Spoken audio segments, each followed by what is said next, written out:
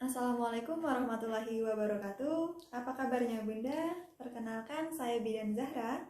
Hari ini saya akan membahas mengenai kebutuhan gizi pada ibu hamil. Nah, apa saja kebutuhan gizi yang harus dipenuhi selama masa kehamilan? Mari kita bahas. Jadi, selama kehamilan bukan hanya harus periksa rutin ke tenaga kesehatan, tapi harus juga memenuhi kebutuhan nutrisi ibu hamil.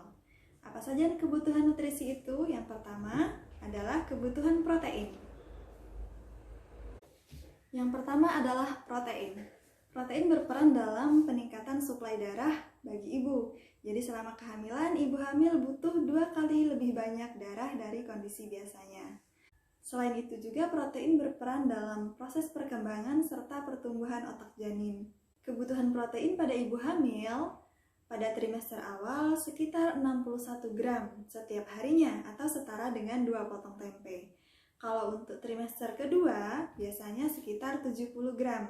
Itu biasanya sama dengan 1 potong ayam. Dan untuk trimester ketiga bisa 90 gram protein atau setara dengan 1 potong daging sapi ukuran sedang. Protein bisa didapat dari berbagai jenis makanan seperti tahu, telur, tempe, ayam, dan lain sebagainya. Kemudian yang kedua adalah kebutuhan makanan pokok atau karbohidrat. Jadi karbohidrat adalah sumber energi utama pada ibu hamil. Karbohidrat yang telah dicerna nanti akan diubah menjadi glukosa. Glukosa ini yang akan menjadi sumber energi pada ibu hamil.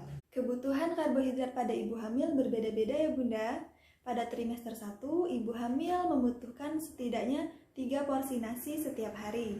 Untuk trimester 2, ibu hamil membutuhkan sekitar 365 gram karbohidrat atau cukup dengan 2 piring nasi setiap hari. Kebutuhan karbohidrat tidak hanya didapat dari nasi, bisa dengan makanan pokok lainnya seperti gandum, kemudian kentang, bisa juga biji-bijian lainnya. Kemudian yang ketiga adalah kebutuhan lemak. Lemak bukan hanya sebagai makanan yang jahat, karena lemak pada ibu hamil berfungsi pada pemeliharaan plasenta serta cairan ketuban. Ibu hamil membutuhkan setidaknya 67,3 gram lemak setiap harinya, atau setara dengan sepotong ikan salmon, atau bisa juga diganti dengan buah alpukat dan lain sebagainya. Selanjutnya adalah kebutuhan serat. Pada ibu hamil, kebutuhan serat ini sangat penting karena dapat mengendalikan kadar gula pada ibu hamil sehingga mencegah terjadinya diabetes gestasional. Serat juga penting pada proses pencernaan ibu hamil karena biasanya ibu hamil di trimester awal sering mengalami sembelit.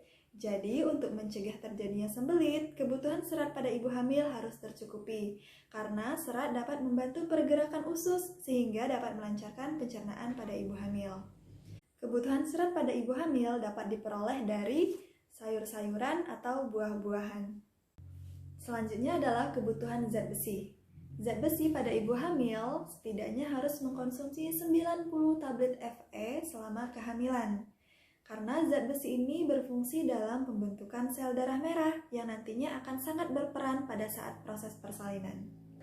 Selanjutnya yaitu kebutuhan asam folat.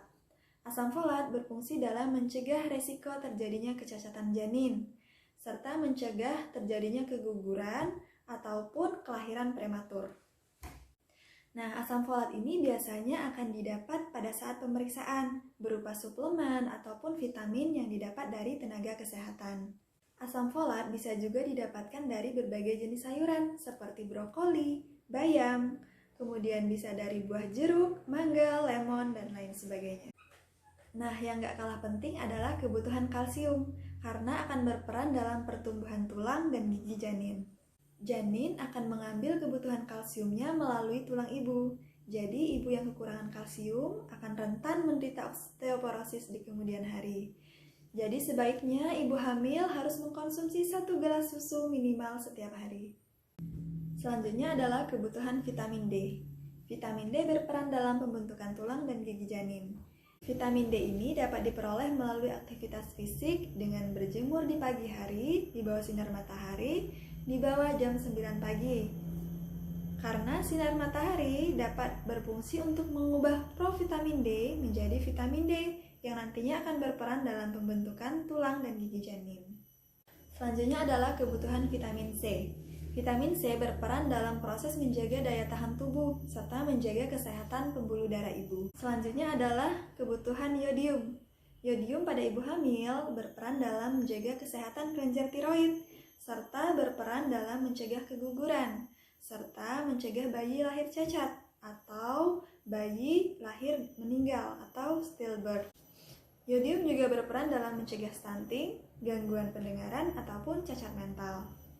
Yodium ini bisa diperoleh dari produk susu seperti yogurt, keju, kemudian bisa juga dari kentang. Ibu hamil juga membutuhkan zinc, karena zinc berperan dalam pembentukan sel-sel baru yang akan dipersiapkan nantinya pada saat persalinan. Yang terakhir adalah kebutuhan asam lemak omega 3 dan omega 6, yang berperan pada proses pembentukan otak, penglihatan, serta jaringan saraf pada janin. Nah, itulah tadi berbagai kebutuhan gizi pada ibu hamil. Jadi Bunda harus ingat, jangan hanya memenuhi kebutuhan protein saja atau karbohidrat saja, harus seimbang agar ibu dan bayinya sehat. Demikian dari saya Bidan Zahra. Sampai ketemu lagi. Wassalamualaikum warahmatullahi wabarakatuh.